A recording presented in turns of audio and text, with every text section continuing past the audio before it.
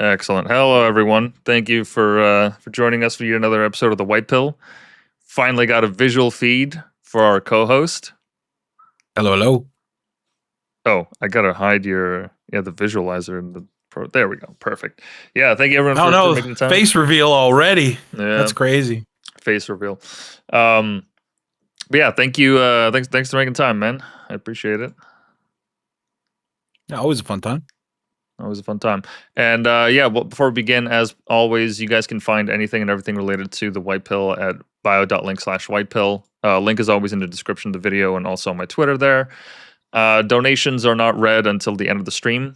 And if you want to donate, by all means, go to our PayPal link at the top there. Every dollar goes towards the stream. And yeah, without further ado, I don't think there's anything else that we need to cover before we get into it.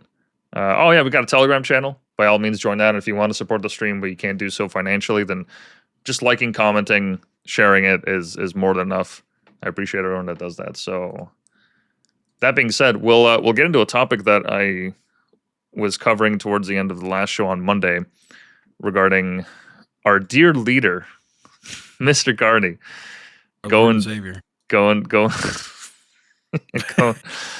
to China, which I mean, what an interesting thing to do. Like that's not a diplomatic trip like that you're going to like Germany somewhere and you feel comfortable and you don't have to worry about like security threats, but now you're in a country where all eyes are on you. You know, just that in and of itself, it's like it's a tentative ally who has a spurious, to say the least, relationship with you, an adversarial relationship with you. And Carney is well versed in it. I'm sure he's gotten all the briefings and everything. I can't imagine that just being there feels comfortable for him, because he knows like 100% that his hotel room is stirring the pot. Well, no, his hotel room is bugged. His personnel are getting tailed. You know, all that surveillance is happening. I mean, I heard a rumor that, this is unrelated, but is it true that Putin, his people, when he went to the recent like peace talks that they had with Ukraine, I think a couple months back, that he actually like had they had a system to capture his shit so that it couldn't go through the plumbing, so they couldn't analyze it to tell like if he's worse or better health. I'm pretty sure I remember this. I vividly remember this one. That's pretty terrifying. I am never letting a shit go down the tubes ever again. I guess I'm just capturing it all and incinerating them. I don't know. Yeah, he's got to catch it. We got to be worried about that. Well, you just catch it with your hand. Yeah. Well, no, because he's had there have been rumors, because it looks like he's had Botox and other work done. He's been a leader for like 20, 30 years now. 26,000 years, the vampire he is. Yeah, and so as a result of that, people are like, okay, he's gonna get cancer eventually. It comes for everyone. So people are thinking, oh, maybe he's got something, maybe he doesn't. His health has been in question for years, right? I mean, I remember seeing that video of him walking where he looks like he has Parkinson's almost. Or no, what was that one video where his hand was like shaking violently? You remember that one? Can't say I do. He was like holding it down in front of him. Yeah. That video actually got me a little scared, because it's like, all right, you already have a mad dog who owns a superpower. And now now death is putting him into a corner. Yeah, that's a tricky situation for sure. But here it looks like actually that this is unproven sensationalism, so there was never any truth to it. I mean, at least they didn't come out with it. But I wouldn't be surprised. I mean, I guarantee you that like... Wait, are we still talking about him catching his own shit? Yeah. Yeah, okay. So we're on the same page. Awesome. Yeah. No, I just wanted to fact check. I didn't want to just spurt that out there. But yeah, no, it doesn't look like they at least officially said it. But I wouldn't be surprised if they did, because yeah, you could actually run an analysis. You could learn a lot about some information off that. Yeah. I wouldn't be surprised if they had like a plastic, like he would shit in a plastic bag, like he put it in the toilet. Like an official shit catcher. Just some guy holding out his hands. Oh my god. Oh god. Yeah, that's how you that's how Putin negotiates for peace in Ukraine. Listen, I just need you to do one thing for me. All right, just one thing. Just one thing. Just one thing, one simple thing, and you can have all of Ukraine. You just got to catch my shit. That's the bet. That's the bet. Oh god. All right. So, as I was saying, I can't imagine that Carney is in any way comfortable. I mean, I know that China wouldn't do anything to kind of jeopardize that relationship with Canada, because for them it's a win. For them it's an automatic, like, it's a fucking slam dunk. Why would they bother even hesitating for any moment? Like, hey, you guys want to make a deal with us? Hell yeah. Why not? Get more of our products and Absolutely. influence overseas. Why, like, they stand to benefit more than we do. We're coming to them with open hands, hoping that something falls out.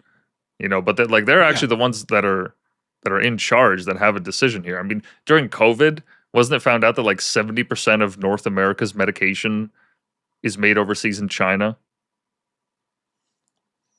I'd believe that. But yeah, if you have your hooks within a Western power as large as Canada, directly neighboring your immediate enemy, I mean, yeah, by all means, you're gonna extend to be an olive branch. Pfft, take it all day. Yeah, absolutely. Why wouldn't they do that? It only serves to And now benefit them. Carney walks in there saying, "Oh, Canada's strong. We're going to do this for Canada," and it's like, you seem like a whipped dog walking back to the kennel. You know? Like we mentioned before, we haven't had a PM in there for how long? Since 2017. 9 It's been years? it's been 9 years since the last official trip by a prime minister uh, to China. So, I mean, out of all those years that Trudeau could have gone, it was just the one. They just had the one visit, and that's it. Even though, like, I mean, I don't understand what could have pressured him to do so besides the power of the Americas. Like, I don't know what other pressure he faced that kept him from making other trips, because I mean, Well, it was Trudeau also was. early in his Mhm. term, right? So I feel like he went out of like that obligation of saying like introducing yourself to the world leaders and saying like, "Hey, Mm. I'm here on the stage with you guys. Like, I'm gonna defend, whatever Canada has been continuing to defend and advocate for, kind of thing, just like a meet and greet." And then I feel like he never went back. Yeah, to show them that I'm a statesman. Yeah, I mean, Yeah, Trudeau and then he did gets. also, like. How many times does he get ignored at all the like G20 meetings and everything? Videos we've seen. Yeah, that was fucking embarrassing. I think he tried to talk to. Was it Russia that he was trying to talk to? Hold on. Trudeau No. ignored at G20. No, it was I think it was another Trudeau, country. Trudeau stands alone. Oh, hi. Oh, No, bye. Trump is talking to him. He's just. Oh, Oh, the back turn. China's to his right. He's got Yeah. Brazil to his left. He just. You see how God, he completely stonewalled him? diffed.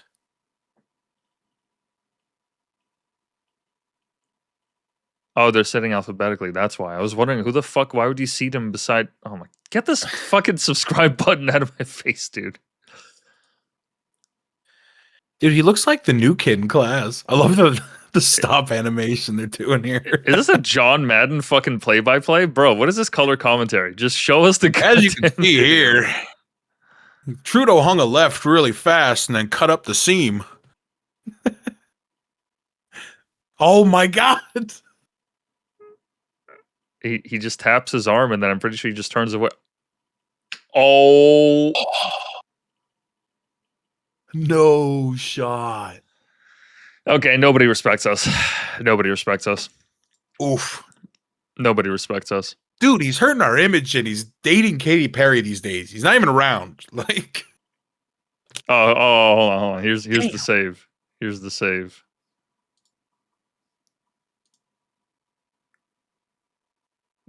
Yeah. Wasn't even a proper handshake. He was like, "Yo, what's up, bruh?" Dap him up. God.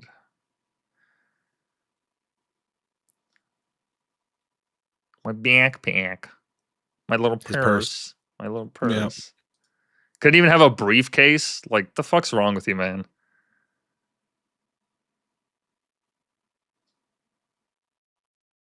Okay, there's not more to see. Anyways, with that fresh in our minds, Oh right? boy. So okay, so Hey, Carney, China really respects Canada, okay? They really yeah, respect us. yeah. They really respect Carney, all right? He's going to fight for Canadians, all right? He's going to get us a good deal, I promise. Well, see, because that footage has been around for years, and I guarantee you that, like, at least the major countries that are looking to deal with Canada, they have people who will see this footage. They're like, okay, I want to know who talked with who. What are the potential things that they talked about? Right? Do they have a Mhm. trade deal that they announced? Do they have some mineral agreement? What have you? Right? I guarantee you that they actually have people watching, the quote unquote game tape that look over this stuff that are like, all right, let's take a look who actually had discussions with who, so that we can present this to our dear leader, right, Mm. and talk about this. So all these countries, like, they know exactly where Canada stands, and I don't think it takes a geopolitical analyst to see that we're just kind of bending over for whoever is free to fuck. That's what it Well, feels look, like. you and I are just two dudes chilling out watching these videos over stream, and we can see this. Like we can fight through all the lawyer talk and the legalities of this and the gray areas of that all you want. When you sit there and you look at something like that, you can't have a different opinion. And I mean, look, like You that can't. was What just. are you going to say about? Oh no, Trudeau was misunderstood. This isn't one of those moments. And even if that was just like, okay, fine, so that's just what they're sitting at the round table, like, what, how did the negotiations go through? Were we actually able to, play our hand right? Were we actually able to get some concessions from some countries? That's a Hmm. whole other thing. I don't know how that G20 turned out. So let's, let's make that clear, because the perception of it is one thing, but what actually came out is another. But regardless, right? The reason that this ties to, the topic of tonight's show with Mr. Carney's visit to China, um, is that the only reason that we're even pursuing trade with China, a new agreement or some kind of concession from them, and something that we give to them as well. Um, the only reason we're doing that is because we torpedoed or imploded by accident the talks that we've been having with the U.S., which, as I talked about in the last show, a number of reasons came to result in that. Number of incidents happened in order to have that result come through, but one way or another, I can't help but think that this is intentional.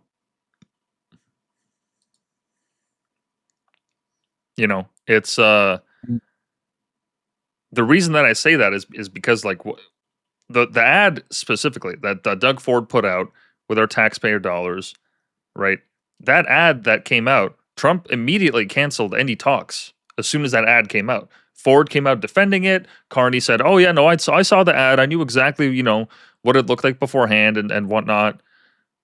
And they thought that it was such a bright idea that, yeah, no, fuck it, let's send it off. Let's send it off to the states. Let's use the rhetoric of one of their most beloved leaders in the current ruling party, right, Ronald Reagan, do a voiceover of all this stock footage.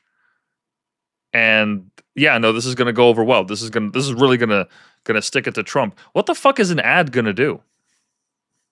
I don't know. And honestly, that's one of the other things that I was thinking about before, because you asked me at one point, like, "Oh, what kind of topics do you want to talk about on the show?" And I'd been thinking after the last show about, like, being more disciplined and just not being dragged into this, just not being distracted. Hmm. And I think that's one of the bigger ones. Like we said, these people are bored, they're looking for something to do, this sense of community, and so on and so forth. It's like all that really leads down to is we need to prioritize. We need to focus on what actually matters. And I feel like we got away from that, especially with the whole rhetoric that, like, oh, words hurt thing and so on. It's like, words are words. I can say them wherever I want. Like, but then as soon as we start doing censorship, it's like, okay, well, now you can't say this. Now you can't do this. Now I'm being distracted because I'm being policed. It it's all a shroud just to friggin' distract and keep the eyes off the real problem. It's like we got to focus down. on what's real. 100%. I apologize for the webcam. I kind of fucked up. Hold on. Face reveal already. There we go. Perfect. Okay. Yeah, this Like we were talking about what the ad's gonna do. Like all of these seemingly pompous actions we create, we do, and then we put some massive meaning behind them and saying, "Oh, I'm standing up for this," or "I'm fighting against this as well," and so on and so forth. It's like, what do you?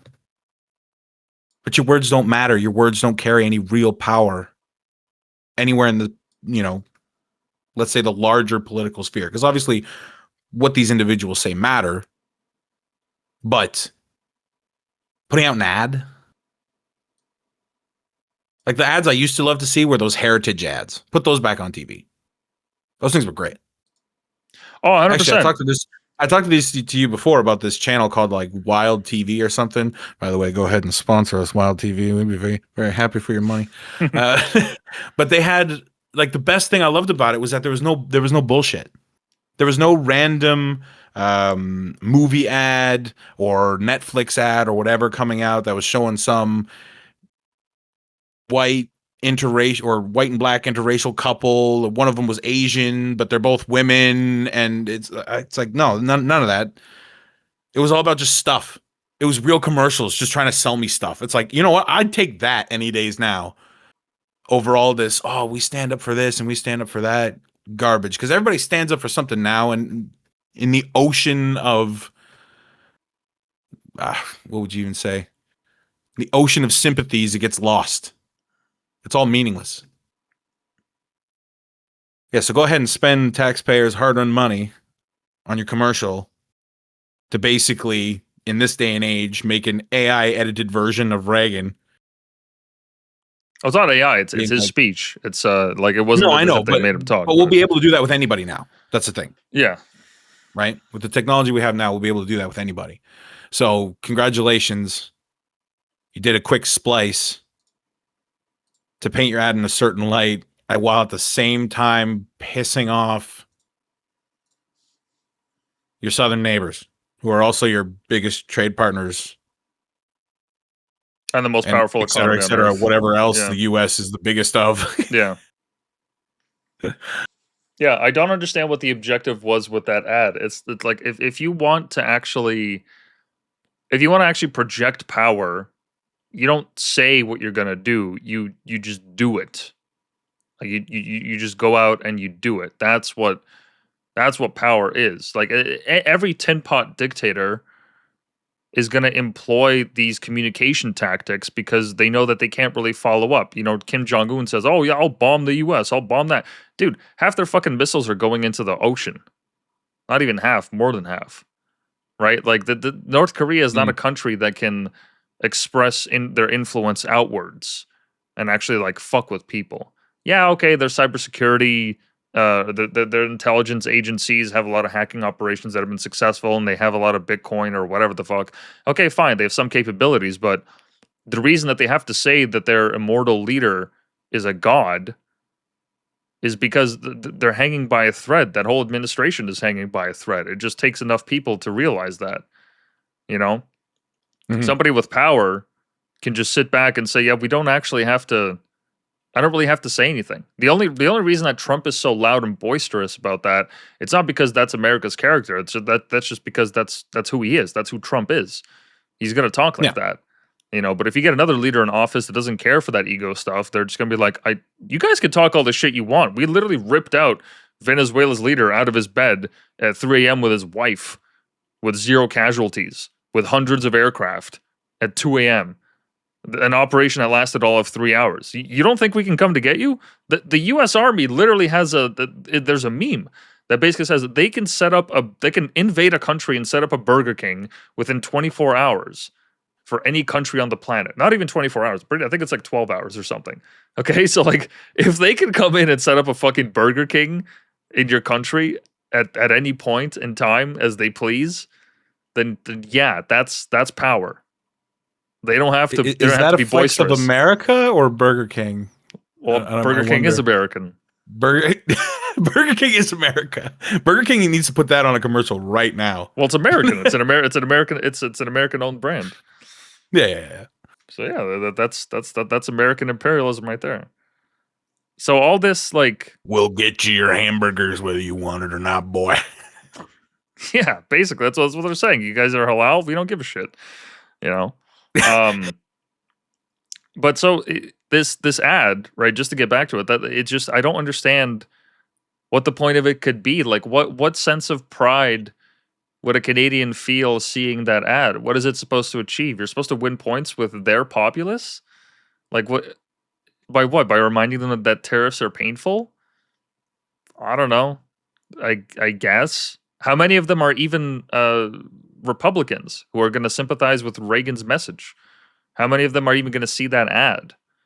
You know, how many times are you going to run that? And why would the taxpayers have to pay for that?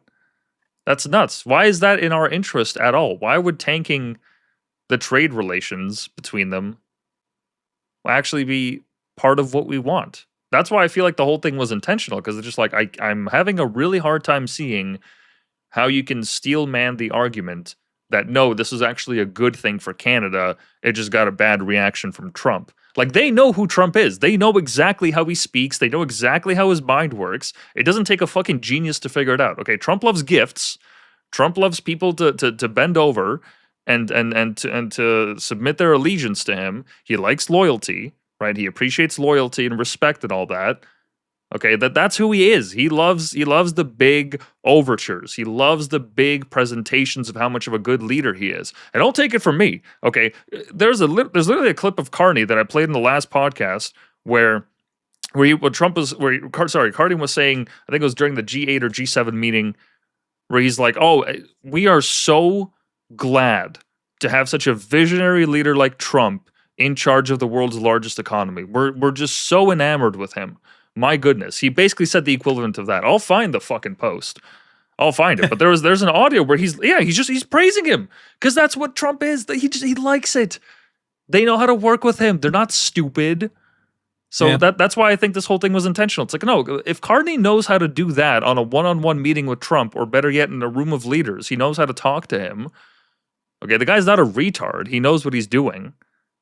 Mm-hmm. Right? If you had the wherewithal to act like that towards Trump in that situation, why would you think an ad that does the exact opposite, why would they think that that's in any way a strategic like choice in any way? Who does that benefit? Right? You say, "Oh, I'm the master negotiator. I'm the only one to deal with Trump the whole election." Just talking nonstop about that the whole time. I am the Trump whisperer. I am the guy you need to go up against Trump. I am the champion. Right? The entire election was based on that. No to the 51st state. No to Trump. No to this. No to that. I'm gonna get the best deal for Canada. And then literally the first time he meets him, he fucking bends over for him. Mm-hmm. Spread eagle. Because that's what you do when you're faced with a guy like Trump, man. Well, like, you know, it's going back to our point. You can talk about all the power you have, but when you're in the room with the guy, okay, the guy with the finger on the button, things change really fast. Right? That's when reality actually sets in. But on the campaign trail, oh, it's whatever. I'll just get these boomers to vote for me. I'll just get all this whipped up rhetoric working my way. Sure, yeah, okay.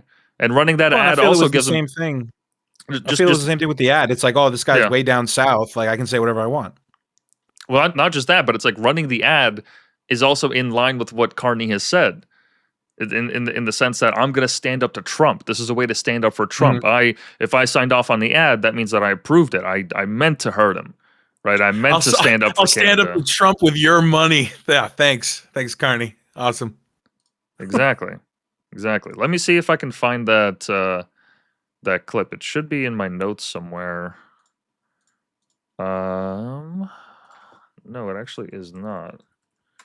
But I'll take a look. Yeah, but it was just poking the bear, right? That's basically what we're good at. We're good at poking the bear. We're good at stirring up the shit and making very little real action. Well, here it is. I think the biggest thing we've done so far was finally get around to banning Crown Royal. It's a Canadian brand. Details, my friend. Details. Well, no. I mean, I get what you're getting at. It's it banning the U.S. liquor, but like the Crown Royal thing, that's not even related to. The only way that it's related to America is because the plant was going to get moved to, I think it Yeah. was Alabama or something. I think it was the bottling plant, right? Yeah, the bottling plant was going to be moved for Crown Royal. I forget from where. I think it's either Quebec or is it Manitoba? But yeah, they were going to move it to the States instead. I think it was Quebec. I think you're right there.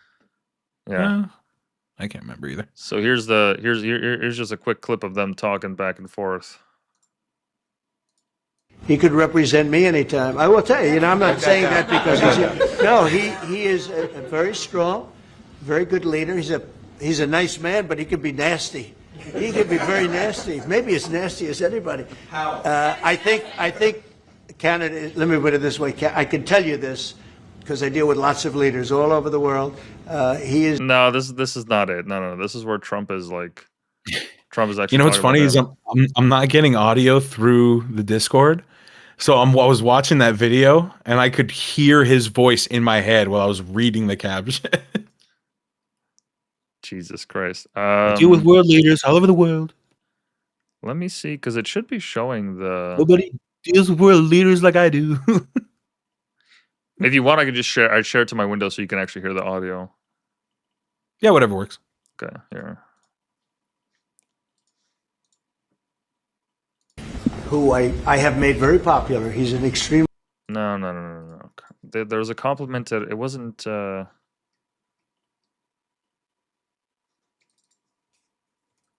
Wasn't it G7? But Carney praises Jesus Christ. Compliment. Praises Trump. Here it is, yeah. Mark, it's an honor to have you. Thank you very much. Thank you very much, Mr. President. If I may, you kindly hosted me and some of my colleagues a few months ago, and I said at the time, you are a transformative president. And since then, the transformation in the economy, unprecedented commitments of NATO partners to defense spending, peace from India, Pakistan through to Azerbaijan, Armenia, disabling Iran as a force of terror, and now, and I'm running out of time, but this is in many respects the most important. The merger of Canada and the United States. That wasn't where I was going. He's that pompous, man. He'll joke about it right to your face. Unreal. What a baller. Respect. I know what he's implying would essentially wipe my country off the face of the planet, but you can't help but laugh because it's like, yeah, well, he could do it. He could just do it. They could just take but us. He won't. That's the thing, like, and we've talked about that before too. It's like sex with Brock Lesnar. If he wants it, that's gonna happen. Wow. Wow, there's an analogy. It's gonna happen. It's gonna happen. It's gonna happen. But that's the thing. It's not, because you're not pretty enough. It doesn't matter. It's all words. You know what I mean? That's the thing. The rewards aren't worth the risks. They're not. So, I don't take him seriously when he says that. I don't. No, I absolutely don't either. But it's just it's funny that he's like one of the few people on the planet that could actually get away with that. Like legit, he is the only person. Get away with joking about it right to your face. Yeah, exactly. You can just do that. Hey guys, you can just do things. You can just do things. You could just take over nations. Yeah, you could just look at Carney's eyes and be like, "I'm taking it. I'm taking it. I'm taking it. I'm taking you. You're here now." Yeah. Look what I did to Maduro. Well, yeah, and so you came here willingly, yoink. To kind of progress here, the reason that Carney is visiting China is because they've tanked their discussions with America so badly that they are not left with any other choice but to do so. And regardless of how we got here, we are here now. So this is the reality that we operate in, where we can't really trust the status quo to go the way that it has for the longest time now. Like, To an extent, I believe that, and to an extent, I don't know. I'll explain what I mean by that. When people say that, like the journalists and politicians and whatnot, they'll come out and they'll say, "Oh, we can no longer rely on America as a partner." Look, Trump is only here for 4 more years, right? Three and a half, whatever the fuck.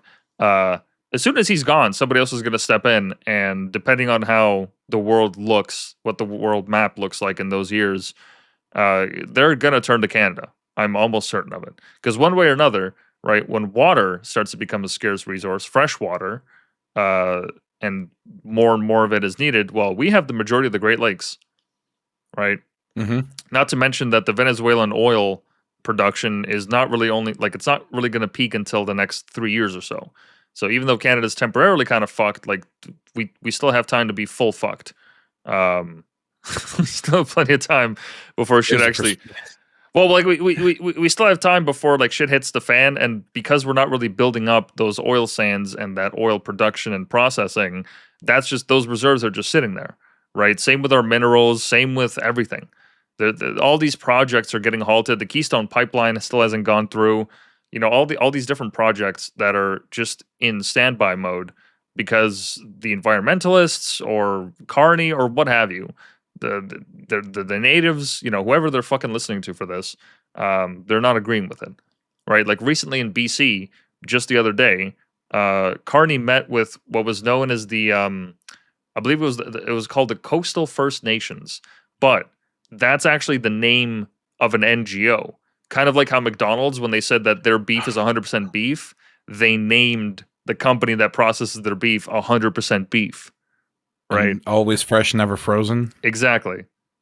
Right. Same thing. Same exact thing. So this Yeah. Coastal First Nations is an NGO that's actually sponsored by some like American entity. Yeah. It's the weirdest thing ever. So all the news were like, oh, they're meeting with First Nations and consultate. No, these aren't First Nations. Maybe some of them are indigenous. Maybe some of them are not. But they're not actually like the bands coming together and saying, hey, we don't want you to do this on our land. It's like, no, this is an NGO. You're meeting with an NGO, and because the media fell for it, hook, line, and sinker, or helped provide them cover, one way or another, intentional or unintentional, because of that, that pipeline has been blocked. Or not the pipeline, but they were going to start shipping along the coast, and they decided to ban that. Like, apparently they were the ones being consulted on it. It's like, who the fuck? This is an NGO. This is a non-governmental organization. What do they have to do with this process? Like this is a flat out lie that Canadians are being sold, because the headlines are going to read, "Oh, this First Nations group they just didn't allow it to us." You know, we in our good faith and in our goodest of hearts, we wanted to see if these people would actually let us do this on their treasured lands. That's not at all what happened. But we have to be respectful of their wishes. Yeah, So get out of jail free card. and that's not at all what happened. So as a result of all these policies and decisions that have been made, resource management, and amongst other things, right, like what have you, because of all of this stuff, now Carney feels as though he has to visit China to complete a trade deal. Which, look, whatever your take on China, whatever anyone has, like whatever take they have on China, at the end of the day, they're an authoritarian regime. Okay, they're an authoritarian regime. They live by a different philosophy. It is known that they look at the world in like through just absolute, not masterful, but at least like, how do I say this?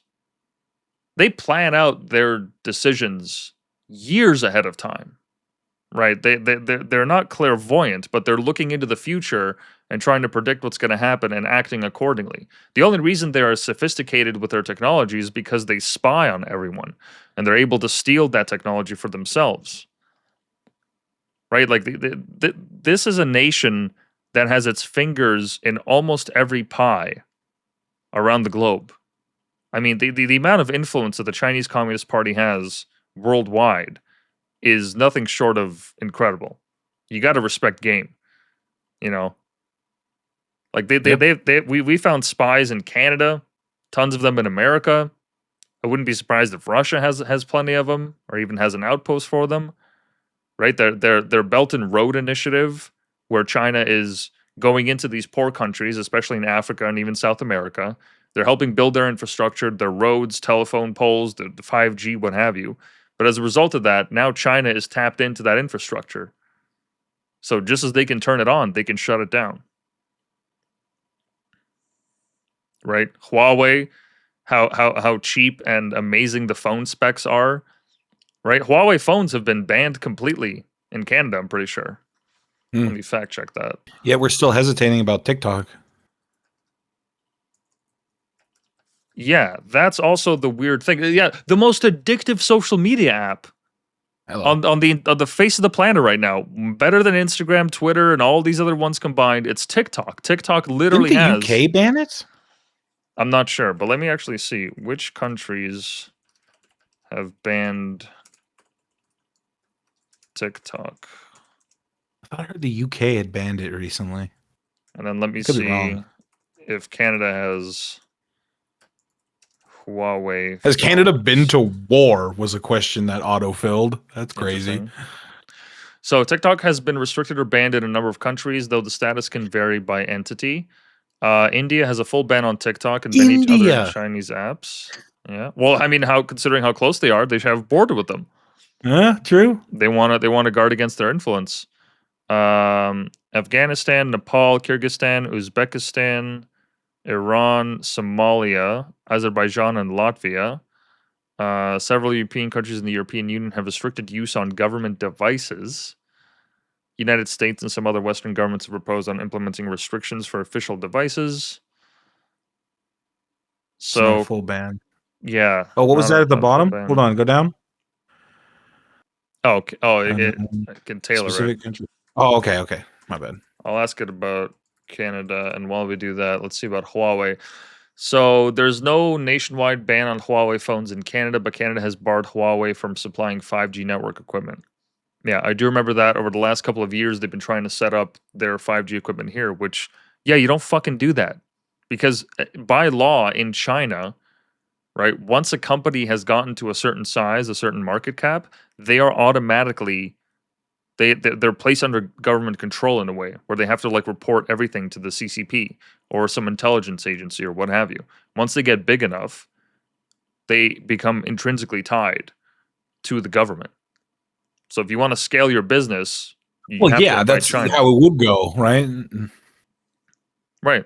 So as a result of that, it's like, okay, so then any company that gets big enough that wants to operate in a different country, they are by default the arm of the CCP. That's why America also wanted to buy TikTok from them instead of banning it outright, because I'm sure America sees that more of an asset than anything. But that purchase, there's also ties to it with Israel and that kind of influence. So I don't even want to get into any of that just yet. But sticking with China, right? That's the problem. So this trade delegation that we've sent, that this trip that Carney is going, on the face of it, it looks nice. It's like, okay, great. Our leader is trying to support the trade, or rather replace the trade that was lost with the U.S. now with a different ally, or with a different option. With China, okay, fine. They're a powerhouse when it comes to production of cheap goods. Sure. Some technologies, fine. I mean, their EVs are they're the cheapest in the world, but that doesn't necessarily mean they're good. So we're making these inroads to China, but at the end of the day, right? It's a dictatorship. It's a dictatorship where, I mean, people have a social credit score. It's a fucking meme here, but that's like a real thing that people live by there when they're crossing the street and they're jaywalking, or if they're, I don't know, late to work or what have you, right? All their lives are based on this. So any deal that's made with them is going to benefit them. So we're kind of helping perpetuate that, which fine, okay. In geopolitics, you got to make deals with devils all the time. I get it. I'm not ignorant to that. But China has actually actively hurt Canada, our security, right? Our economy and our political sphere as a result of their, I don't know, how would you even say it? Adversarial moves, or their paranoia, because that's kind of one of the key things that keeps coming with communism, right? It's just the enemy is everywhere. I must keep eyes in all directions because something's coming. It always boils down to the paranoia. And if anybody's going to spy on you, it's the paranoid ones. Yeah, whatever. It's your direct enemy. Like whatever their reason for it, they've actively worked to sabotage Canada in a number of ways, which makes this trade delegation that much more concerning. Because why are we making deals with a nation who is outwardly seeking to hurt us? It makes absolutely no fucking sense whatsoever. You know, at least the U.S., you know, as we said before the stream, they haven't set up an office with the CIA here under our noses without telling us. They don't exactly. They're not operating in clandestine means within Canada. You know, fine. They have their outposts and they have their embassies and all that, sure. But like that's a fact of life. We know that we live in a surveillance state. You know, but I don't think America is like actually actively trying to, I don't know, steal Ebola virus samples or, you know, like affect municipal elections. You know, I don't even think America has like running ads up in Canada to try to dissuade people one way or another against or for Trump. Have you noticed that? Like the only ad that I heard was from Ford sending it to the States. Why have we seen an ad? You know, if they say that Trump is he's fucking orange Hitler, why hasn't a single governor risked their skin like that and ran an ad up here in Canada? Why is that? Because they don't have to. And I think that's one of the bigger power plays, right? Is just saying nothing. Because they don't have to, because the world knows who they are. And you can stand on your soapbox and hoop and holler to the masses. But in this day and age, you can't blind the people so much anymore. That's why there's so many distractions now, because we have to take their attention somewhere else. Right? I can't go into the middle of the town square, say, oh, the leader of this village is dead, and now everybody in town believes that leader is now dead. It's like, no, I can call somebody in the next town over. I can do a quick Google search.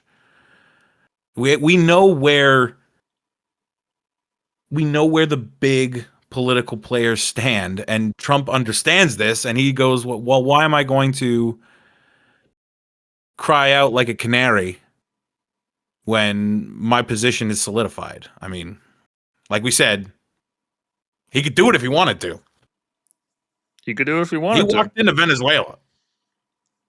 And I looked it up there. So the only ad that was ever run was by Gavin Newsom, but it was more so for tourism. It wasn't even like, hey, fuck that guy. This is how you guys should trade with us, which is what Ford's ad did, right? It was just, hey, like we got tourism here. Come for tourism. Come give us your money. You know, just that. That's it. That's a lot less malicious than go against the wishes of your leader and support these policies. You know, that's taking it a step too far. Openly. Cross-border. And using their leader to do it. Yes. Using their leader as the communication device to do it. Yeah. So once again, that none of this needed to happen. And yet this is the situation that we find ourselves in. That we're going hand in hand to China. Of all the people, I mean, of all the ways that they fucked us, this is who we're hitching our wagon to. And I look, I understand that Canada has had trade ties with China since what was it? I think it was the 60s when they finally opened it up to the global market during Nixon's time. I understand that we've also always had trade relations with them, and China is kind of inescapable. You know, like we said at the beginning, they make like a good chunk of our pharmaceuticals. You know what? Let me get a breakdown actually. What is the breakdown by category of goods of which Canada imports from China?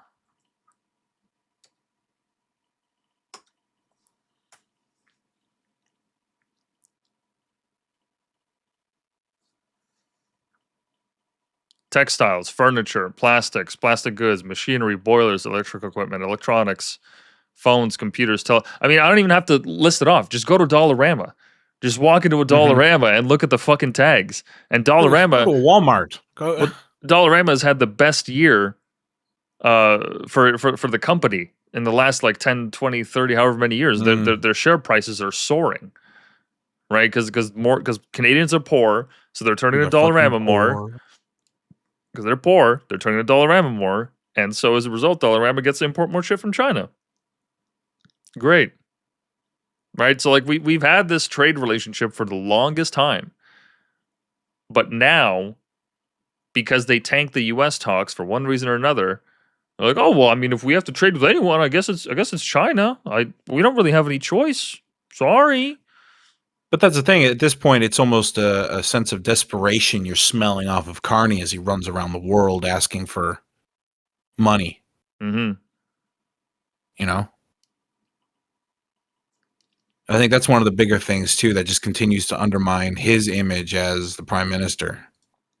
It's like, okay, so you've bitten off the hand that was feeding you and you were feeding it and things were decent. It's not So done. now you're searching all over the place because he was just in the UAE, like, so what was it, November? Mm-hmm. It's not being done from a position of strength. It's not coming to China and being like, all right, we're here to renegotiate terms. We're here to bolster our position. All right, we got a new player in town. We got a new guy in town. New prime minister. Right, new administration. They're trying to distance themselves from Trudeau. Right. Well, no, but like Carney was trying to distance himself from Trudeau, even though he's intertwined with him, incestuously so. Right. Even though they have that close relationship, and he was his economic advisor, right, famously. This actually would have been a good attempt if Canada was actually in a position to bargain, right, to actually bring something to the table, to have some kind of leverage over them, but they don't. Like, what leverage over them do we have? I think it's like, what is it, like soybeans that we either import or export from China? That's a fundamental crop. Yeah, they primarily hit us on agriculture. I'm not sure what specifically, but yeah. Right? I heard about that in the news as well. That the main concern was the agriculture. Now, okay, fine. Sure. You know, maybe we could get our soybeans or what have you from elsewhere or find a different market for them. What are we going to do with medicine? What are we going to do with textiles? What are we going to do with anything that involves the ability to mass produce it? You know, I saw a chart the other day that showed, I think it's from like the mid 1900s going all the way to the 2020s, where it showed that the investment, I think, per capita in industrial equipment for Canada and America. And in about 2015 or so, the American one took a steep rise and Canada's fucking tanked completely. Completely. I'm pretty sure it was actually it's this app that I use for my Wealth Simple. Their fucking Twitter page. Oh yeah. They mentioned it because it's a Canadian company and they're like, "Hey, we're not investing in shit." Yeah, here it is. Well, yeah, that's exactly what happens when you Holy shit. I wonder what happened in 2015.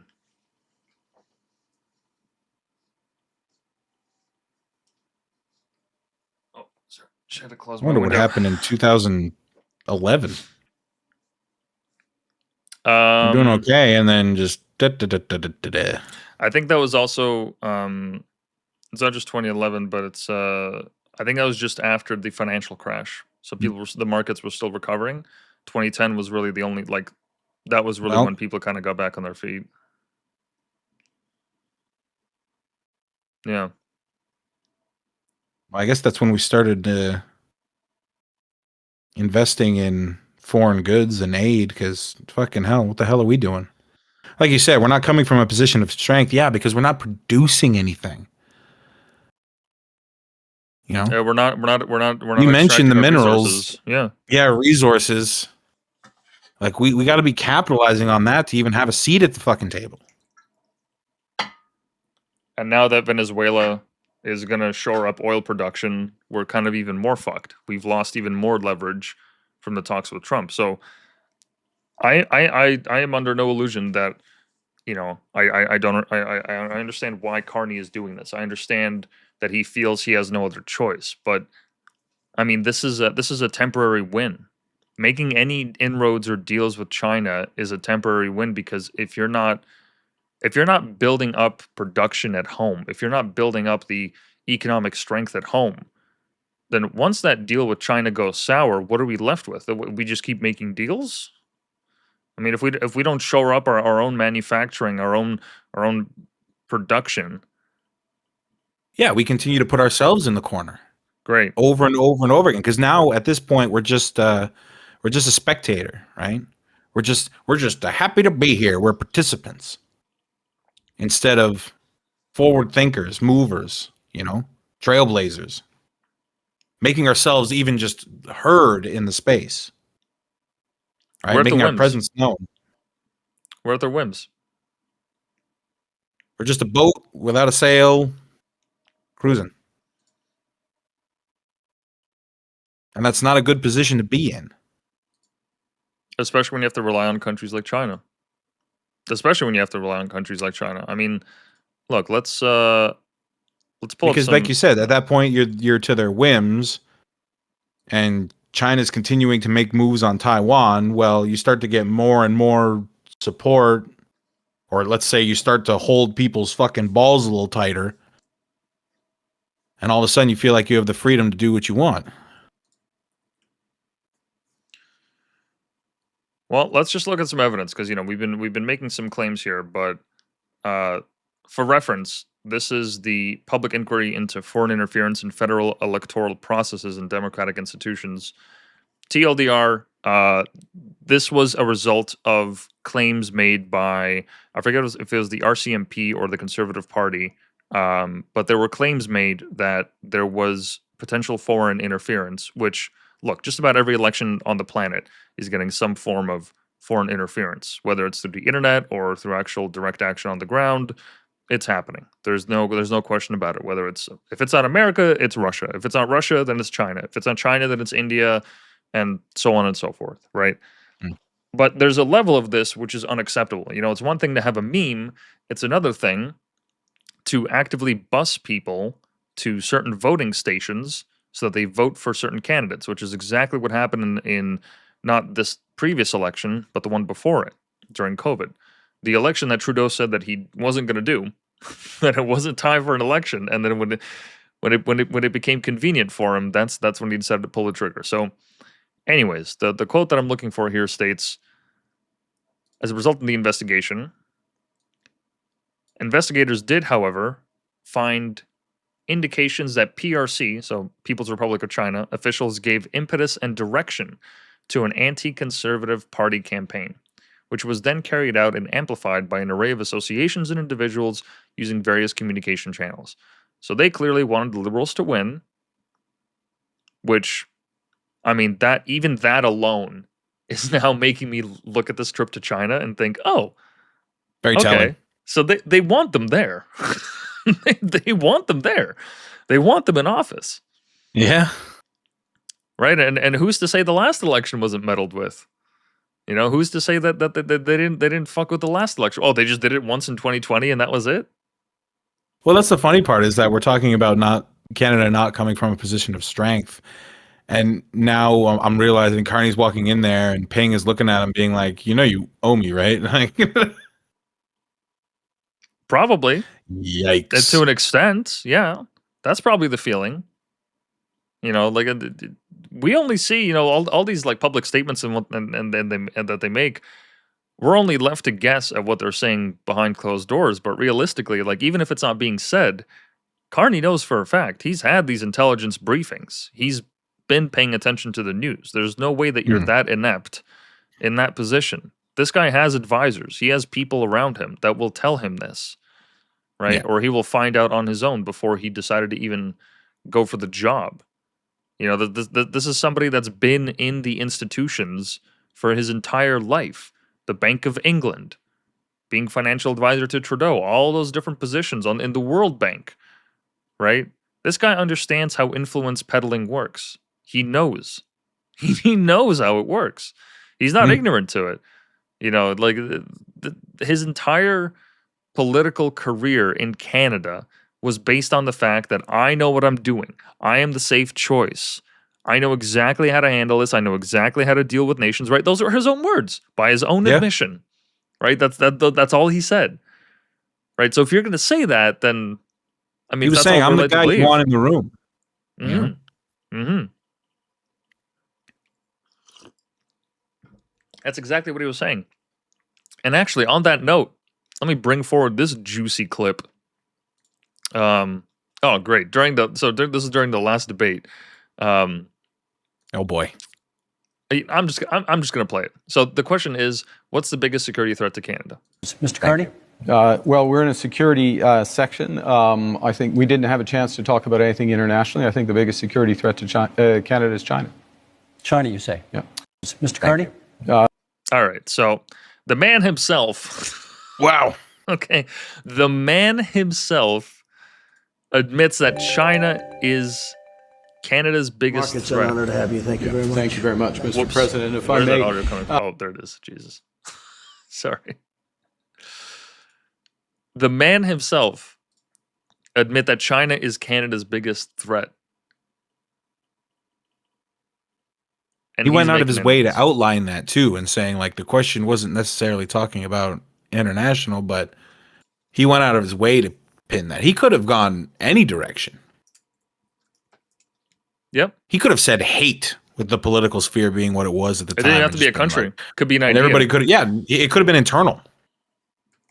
It could have been, oh, we're not supporting our steel industry enough. It could have been anything. Yep. And so the man himself comes out and says, yeah, China is our main threat. China is our biggest concern. So if they're that big of a concern, doesn't it behoove you then to at least have an adversarial stance when it at comes least to this? keep him at arm's length a little bit, you know, like. Yeah.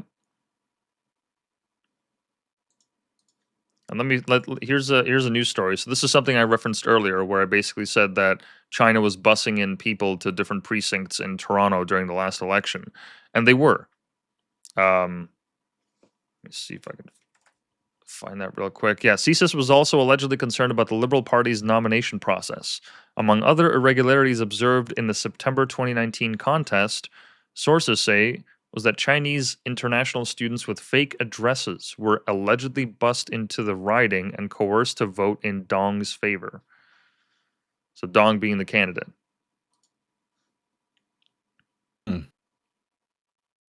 Yeah, for Han Dong Han Dong. of the Don Valley North. It's actually near where I used to live. Yeah, CSIS investigations led to the Chinese international You used to students live near Han Dong? Come on, man.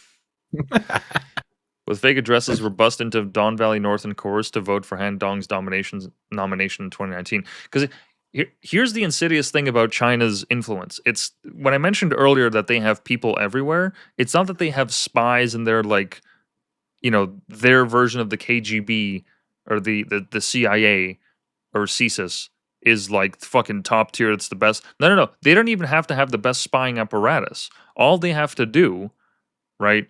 Because everything is connected through the government. Everything is so centralized. All they have to do is lean on citizens that are in certain positions.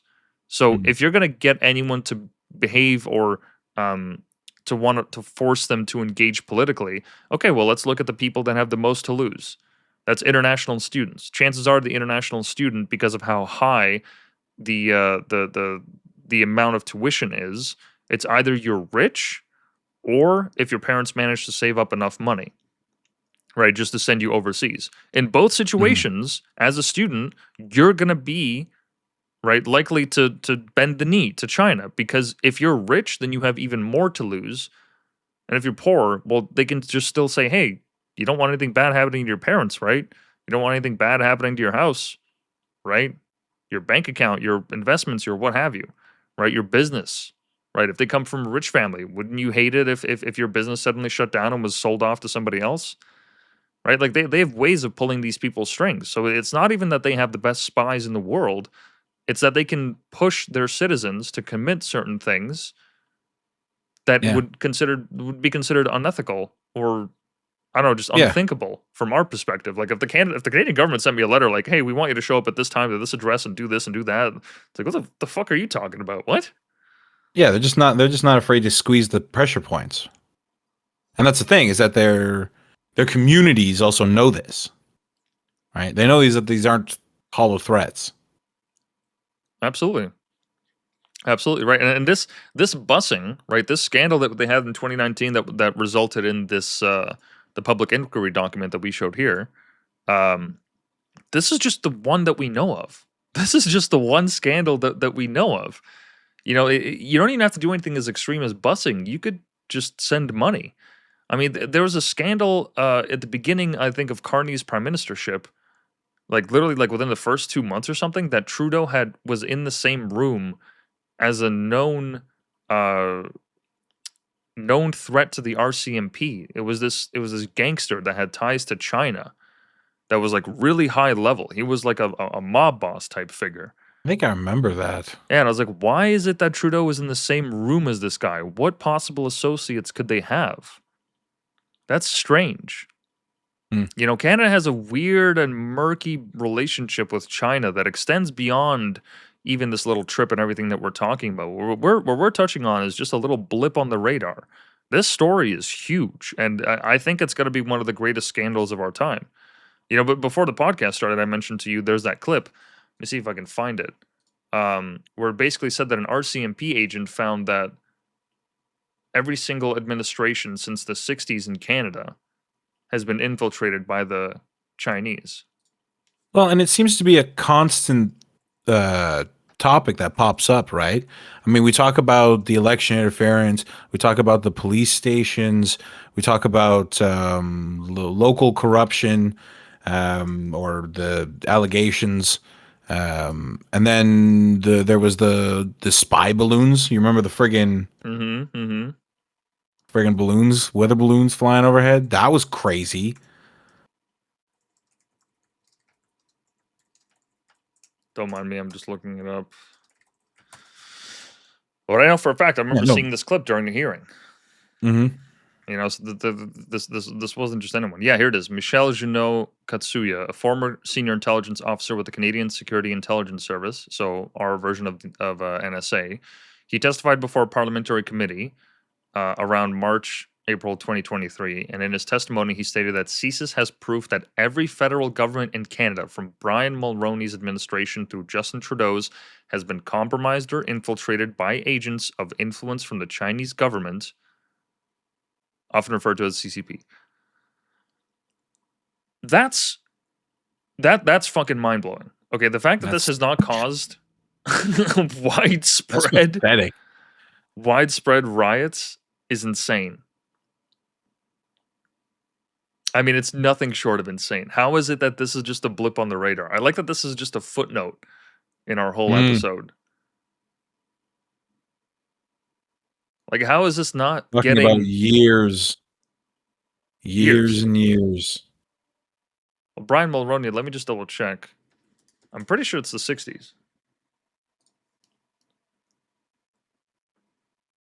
He was in office as Prime Minister in 1984, since the 80s. And even then, it could have gone before then.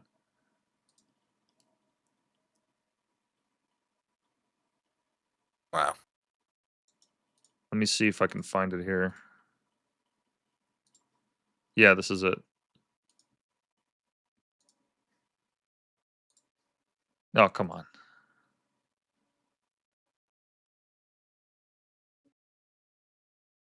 Today, I want to be very clear, and I want to be very clear. We can prove that every federal government, from Mr. Mulroney to Mr. Trudeau, have been compromised by agents of the Communist China.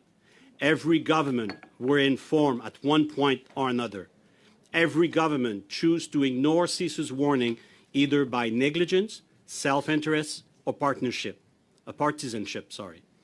Every government were infiltrated by agents of influence acting on behalf of the Chinese government, and we knew who they were. Every government took decisions that are questionable about China and can only be explained by interference exercised from within or motivated by self-interest. Not only the sitting government had been compromised, but all federal political parties have been compromised at one point or another.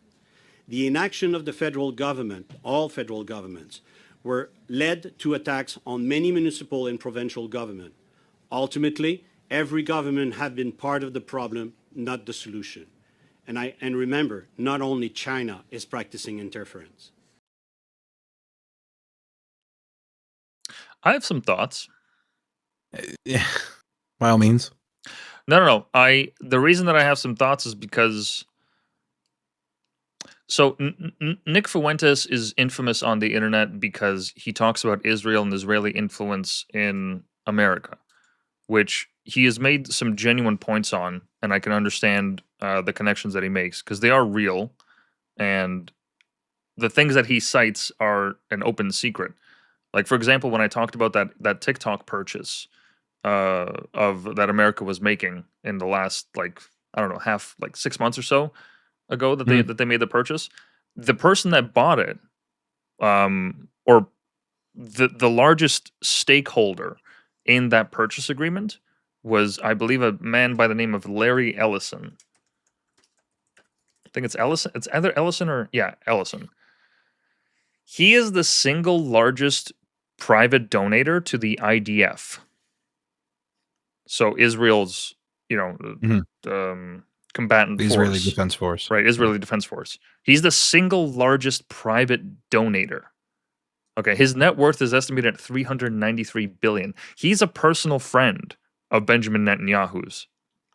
Okay, and as soon as TikTok was bought out, they banned the juice emoji because too many people used it to talk about the I did Jews. hear about that. Right? So, look, whatever people's thoughts on Israel, Palestine, Nick Fuentes, all that clear line of connections, anyone can see that, right? If I look up Larry Ellison here, right, there's a company. Well, I probably won't say it on his Wikipedia because he's not an individual that's purchasing it. But let me see here. What company that Larry Ellison is part of purchased TikTok? Oracle. Oracle is they're a company that works on a lot of the back end of the internet, so like servers, connections, all that, hosting. I've seen the name. Yeah, that's how he makes his money. So he's a co-founder of Oracle who was spearheading the charge as part of a group of other companies that were investing in the purchasing of TikTok, and they have the largest share. They have the controlling share of what happens in TikTok. So there's a clear tie to how something that is a cultural phenomena in the U.S. now has ties to Israel via this intermediary, an American / like Israeli tied business magnate who is the personal friend of Benjamin Netanyahu. Right, and TikTok immediately, as soon as it was purchased, they banned the emoji and started pushing forward these policies that were more pro-Israel and trying to show that. Right, that's not even like anti-Semitic to say. That's just chain of action. Right, we can see that. Yeah. So if that's happening in the U.S., right, and all these people are waking up to the fact that Israel has some kind of undue influence on American politics, for Canada. Right, because I've been thinking about this for weeks now. What does that actually look like? And I'm starting to think, just because of that one video, that China might be the main culprit. Like, we're not exactly like, it's hard to say that they're like trying to win a cultural victory because we're not exactly seeing like Chinese shows or like Chinese people seen at the top of Canadian society. They're not pressuring us from that kind of angle, right? The cultural dominance angle. Mm-hmm. But they're pushing us from an infiltration angle where they're literally, I mean, if we're to take that slow man and at his methodical. word, if we're to take that man at his word, that every single government since, what was it? What was Mulrooney, 84? From Mulrooney, 86? 84. Yeah. Right, for the past 50 years. Right, for 50 years, we've been under Chinese influence. Every single party has, one point or another, been infiltrated by the Chinese. I'm starting to think that this is on the same scale. right? Because like now the new generation in America is waking up to Israel's influence and they're trying to combat against it. Nick Fuentes is a symptom of that. I think Canada has the exact same thing, except it's with China. We're not fighting China's wars. We're not. We don't have a Chinese anti-defamation league, right? Because the anti-defamation league in the U.S., the ADL, it's based. It exists to defend Jewish interests and against anti-Semitism. We don't have anything like that in Canada, so it's hard to like say that it's the same. But you get where I'm getting at with this, right? Yeah, no, 100%. And I'd almost see it as being easier here in Canada, especially now with the rhetoric we've been given and so on, and that sense of acceptance and, oh, Canada, we're so nice and so on. This is something that's kind of come back to bite us in the ass, and something we've talked about before too, on how, oh, Canada is so nice and accepting and so on. And at this point, it will do almost anything, walking along eggshells to avoid being deemed, racist or bigoted or anything like that.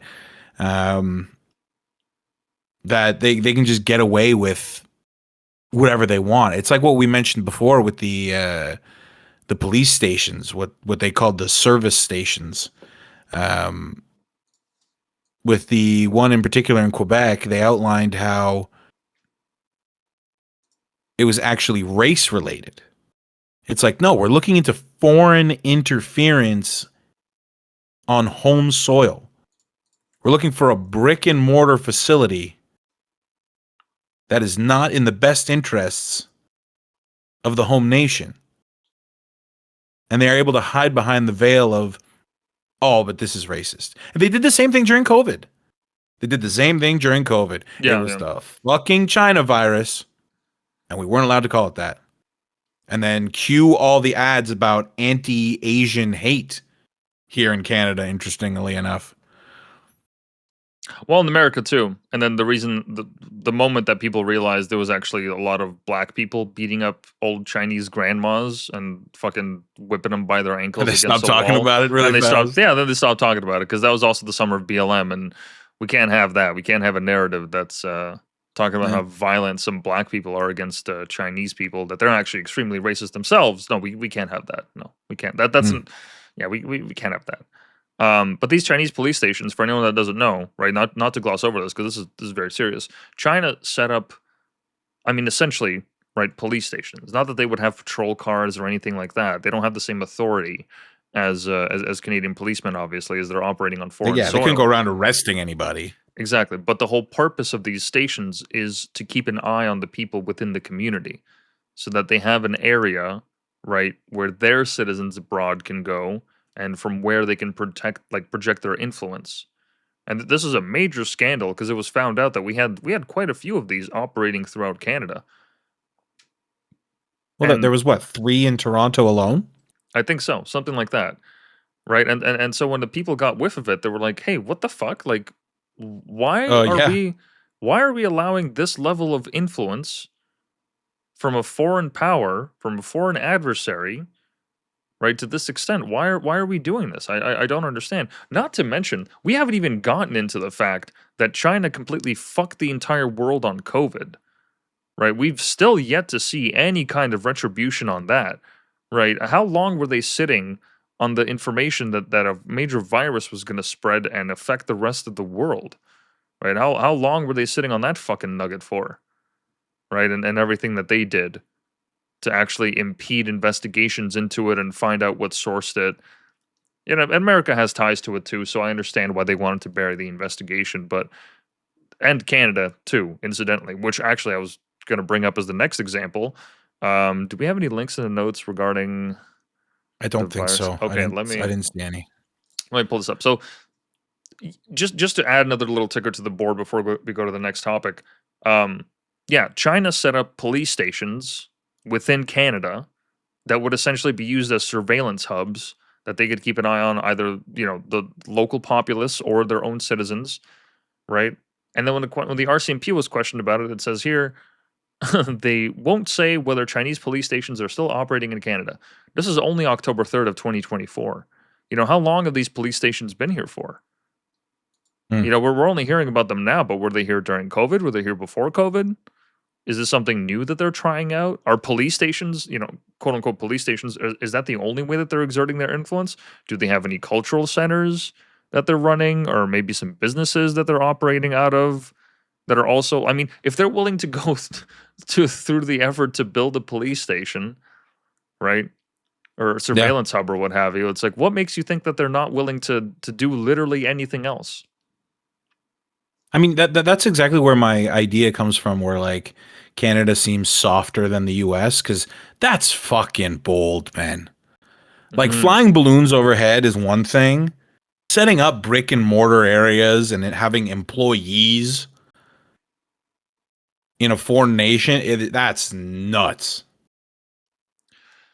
And the craziest thing was, like, during this investigation, during this hearing that they had, where all of this came out, right? The fact that we had these police stations, the fact that some politicians were being coerced wittingly or unwittingly, right? 11 of our sitting MPs, may or may not be currently sitting in Parliament, so they're still around. There's still 11 of them that could have been agents of the Chinese Communist Party, or at least acting on their behalf to a certain capacity, right? We still don't know who the fuck they are, which, in my opinion, not saying that that I'm wishing death upon them, but we used to hang people for that, right? We used to kill people that commit treason, and that's to say more so on the severity of the act.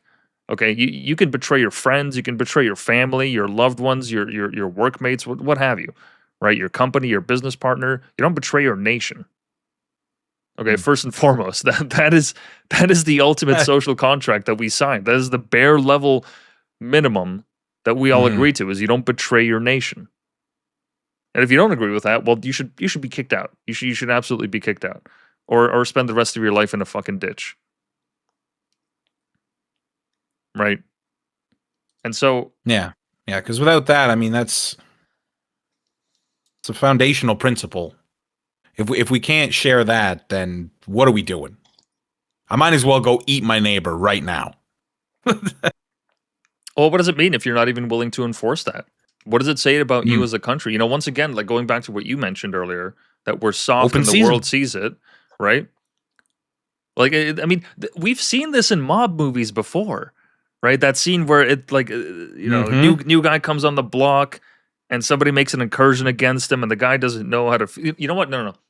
Breaking Bad. Breaking Bad had the best scene about it, where Walter White is walking to a hardware store. I forget what he was looking to get, but he was just buying some general things, and he sees guys that are buying essentially ingredients and things that you would need to make meth.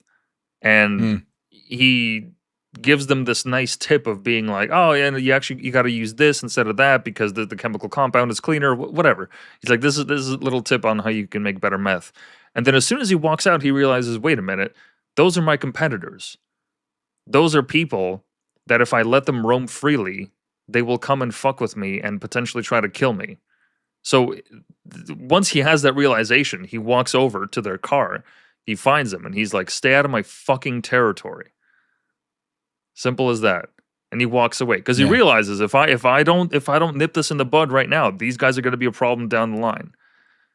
No, because if I tell them all are welcome, next thing you know, I have 70 people sleeping in my living room.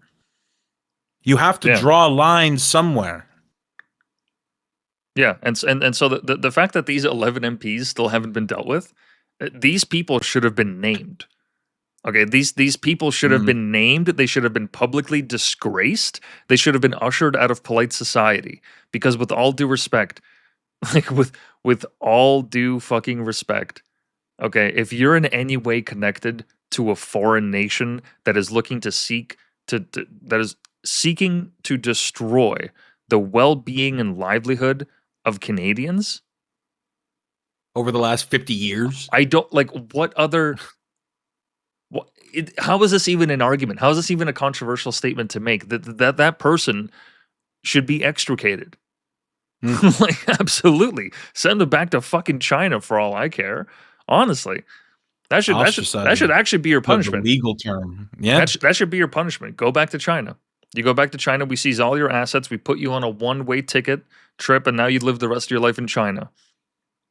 You're lucky to have escaped with your life. first and foremost. Okay, everything else, that's up to you. No, it's beyond ridiculous. The fact that we're just Well, letting it can't be accepted. no, Like it can't be. This is something that cannot be tolerated. no, because now Carney is It's going fucking there. treason. Yeah, now Carney is going there, and Xi Jinping is like, yeah, that's nice and all that you can make your nice demands and whatnot. We have 11 of your people. Okay, we got to them. Okay, and that's 11 that you know of. And yeah, I was just about to say. Right? That's 11 that you know of. Those are the ones that you found that we may have let you find. Okay? Fuck, man. Like none of this is Canada first. None of these actions, not the trade deals, not the tanking it with the US, going to China. This investigation, the fact that they found, oh yeah, no, China interfered with our elections, but it wasn't significant enough that it would have affected the results. How the fuck do you know that? Yeah. How That's do you how do you quantify that? It's a very very stale statement that No, but how do you quantify that's that? not holding much ground. How do you even calculate that? What is the how do you the votes, the number of votes? Is that what you're looking at? What? Yeah, exactly. Well, it's the same argument that says, "Oh, because I took all my vaccines, I saved so and so many lives." It's like you can't prove that. This is just a feel good campaign on. Well, we really couldn't prove anything, and how am I supposed to get into the minds of the voters to prove that they were swayed one way or the other by this particular event or this particular message that led to them voting this particular way? Like, you can't prove any of this. No. It's a hollow statement. No, it means absolutely any nothing. Interference whatsoever. You can't just say, "Oh, it wasn't enough." It was interference. Interference is interference. And I mean, here, ask anybody in sports; it doesn't matter. Well, I mean, even here, she says, Hogue found that while it was possible that foreign interference occurred in a small number of ridings, she concluded it did not affect the overall election results. Fine, okay, that's that investigation, or her role in that investigation was maybe only to look at the election, but first of all, the election isn't the only thing that matters. Right, it really isn't, because this influence, right? China doesn't just stop influencing us. Oh, the election is over. Okay, we'll wait for the next one. We'll wait for the next one. We'll just they come in per season. Yeah, we're just gonna take a break. It's the off season. No work for the next couple months, couple years. See, this is why, and not to get too hyperbolic, but this is exactly why people say, like, Trump is the precursor to a Hitler-like figure. Right, because the guy doesn't go extreme enough, so people are like, "Oh, we need something to go even beyond." I mean, Carney hasn't said a negative thing about China since the debates, right? And even then, he was like, "Oh, they're our number one concern," and he just goes and makes a deal with them, just goes to make a trade, right? So if Carney doesn't go to the extent that we need him to go, we need him to go hard as fuck. Okay, we need him to go after these people, these 11 MPs, these police stations. Right, and if he doesn't measure up to those expectations, well, the next guy, people are going to start demanding somebody even more extremist. Okay, because especially because we see what's happening in the U.S. and we're like, hey, we actually kind of like what ICE is doing down there. We actually kind of like what they're doing down there with their immigration and all that. We kind of want that up here. Yeah, because we're not even asking for a whole lot. Like you're saying, oh, we need somebody to go hard as fuck. It's like, no. We need somebody who's going to set up boundaries, who's going to prioritize. That's all we're asking for. Who's actually going to protect the sovereignty of this nation and the diplomatic process within it.